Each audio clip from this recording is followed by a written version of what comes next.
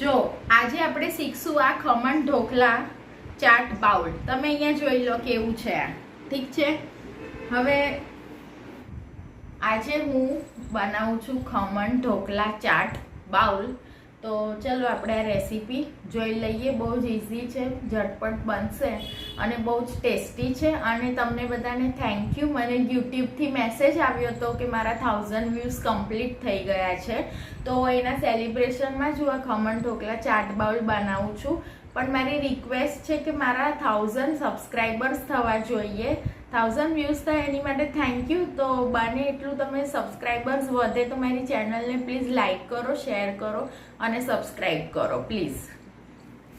ચલો તો હવે આપણે ખમણ ઢોકલા ચાટ બાઉલ બનાવવા માટે જોશે 2 મોટા વાટકા ચણાનો લોટ. આ રેગ્યુલર ચણાનો લોટ છે.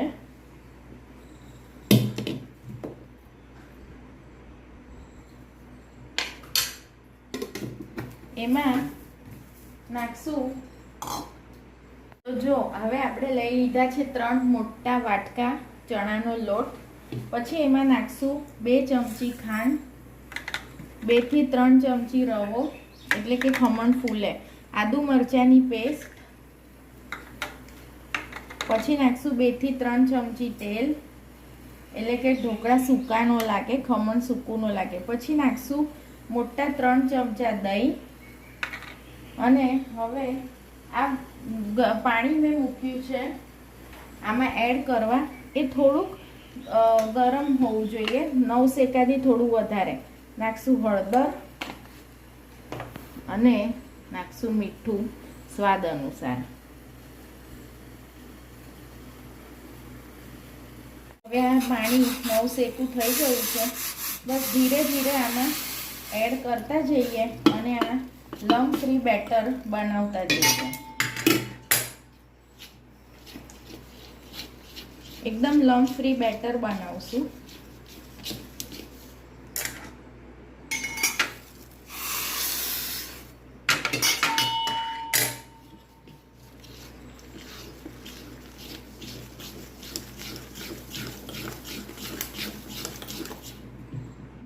હવે જો આ બેટર આવી રીતે થીક કન્સિસ્ટન્સી છે પણ યેટ ડ્રોપિંગ કન્સિસ્ટન્સી છે.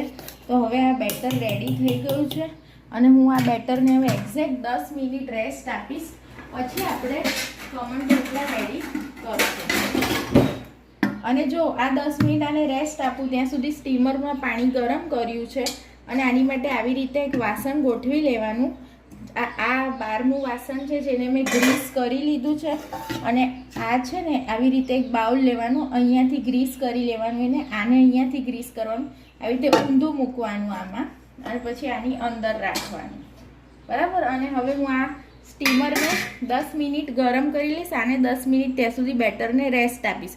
બસ પછી ઈનો એડ કરશું, મિલાવશું અને ફાસ્ટ હલાવીને તરત આમાં પોર કરશું.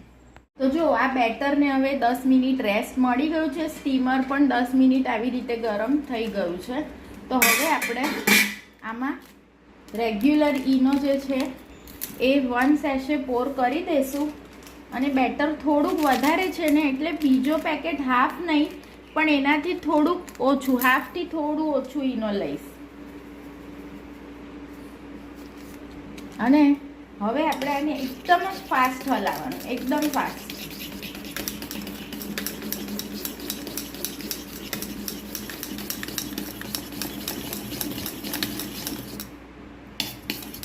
ફૂલી ગયું, થોડું રાઈસ થયું, તમે જુઓ છો ને. હવે આપણે આને આવી રીતે આમાં પોર કરી દઈશું. આ ફ્લેમ થોડી હાઈ કરશું અને આવી રીતે આને 15 મિનિટ માટે ફૂલવા દેશું. 15 મિનિટ પછી આપણે ફ્લેમ ઓફ કરી દેશું.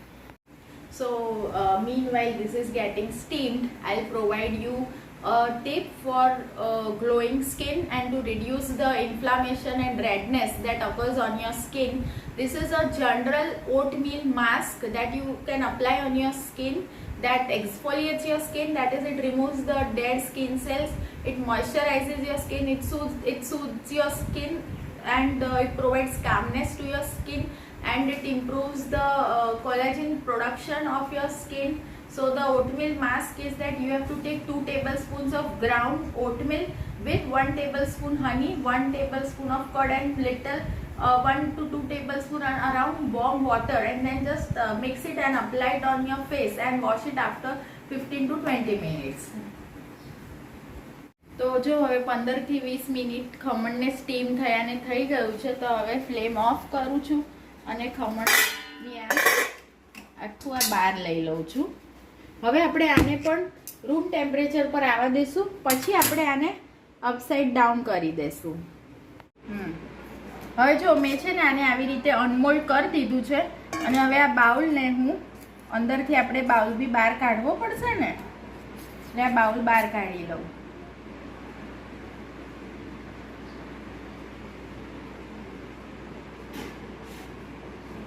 આપણે હવે આ બાઉલ આવી રીતે બહાર કાઢી લીધો, બરાબર. હવે આપણે આ જે આપણું આ છે ને ખમણનું બાઉલ, એમાં આપણે સૌથી પહેલાં અંદર પ્લેસ કરશું આ રગડો છે, જે મેં રસ્સા વગર સવારના બનાવી દીધો હતો. આવી રીતે રગડો મૂકવાનો, સૌથી પહેલાં અંદર રગડો મૂકવાનો. પછી આ મગ છે જે મેં બોઇલ કર્યા હતા. તમે અગર ઈચ્છો તો દરેક પ્રકારના ફણગાવેલા કઠોળ આમાં યુઝ કરી શકો. પછી આપણે આમાં ચાટ મસાલા ભભરાવશું. પછી આમાં લેશું ગળું દહીં. હવે આપણે આવી રીતે આના પર લેશું ગળું દહીં. ગળું દહીં લીધું. પછી આપણે લેશું મકાઈ, કારણ કે મકાઈની સિઝન છે. પછી લેશું દાડમ. દાડમ બહુ સારું લાગે છે.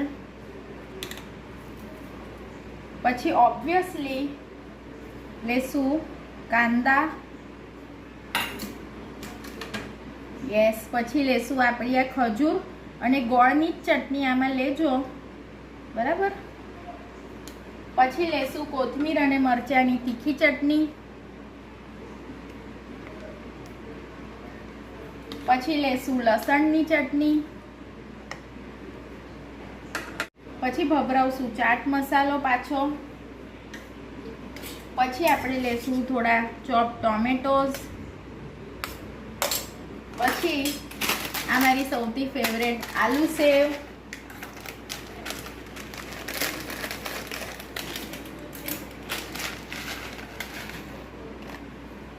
ગોળ ફરતે આમ મૂકશું થોડી વધારે, જેનાથી આમ સ્વાદ એકદમ ચટપટો લાગે. પછી પાછા થોડા મગ લેશું. પાછા થોડા કોર્ન, બોઇલ્ડ કોર્ન. પાછું લેશું થોડું દહીં. અને હવે છેલ્લે આપણે લેશું દાડમ. તો જો આ છે ખમણ ઢોકલા ચાટ બાઉલ રેડી. તો ચલો હવે હું અને મારા ફેમિલી મેમ્બર્સ આને આજે એન્જોય કરશું. અને તમે હવે તમારા કિચનમાં આ યમી ઇઝી ઝટપટ બની જાય, થોડીક પ્રિપેરેશન જોશે આ રેસીપી માટે, તો બનાવી લેજો અને મને કોમેન્ટ્સ કરજો. મારી ચેનલને પ્લીઝ સબસ્ક્રાઈબ કરો પ્લીઝ.